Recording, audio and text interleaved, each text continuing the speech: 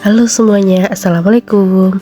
Pernahkah kalian bertanya-tanya kenapa sih ada orang yang kalem banget dan ada juga yang aktifnya luar biasa? Ternyata kepribadian kita nggak cuma dibentuk oleh lingkungan, tapi juga punya dasar biologis. Artinya otak, hormon, dan gen kita ikut andil besar dalam membentuk siapa kita.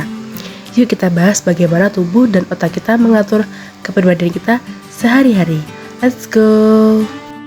Pengaruh faktor biologis terhadap kepribadian. Kepribadian manusia dibentuk melalui interaksi antara faktor biologis dan lingkungan.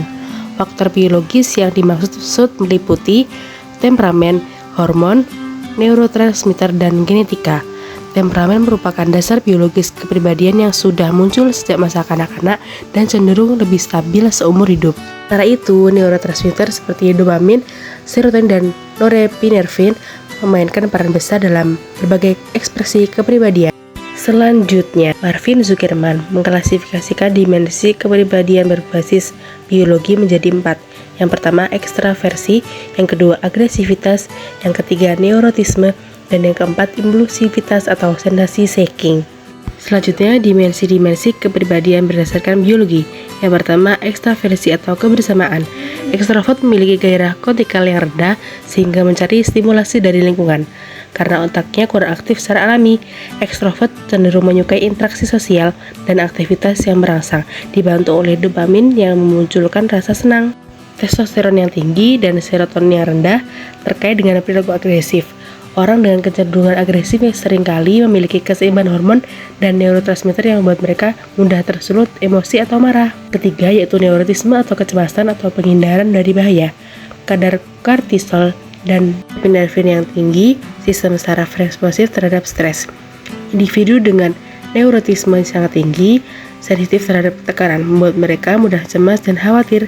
Ini bisa berasal dari kombinasi faktor genetik dan pengalaman awal. Yang terakhir yaitu psikotisme impulsif dan pencarian sensasi.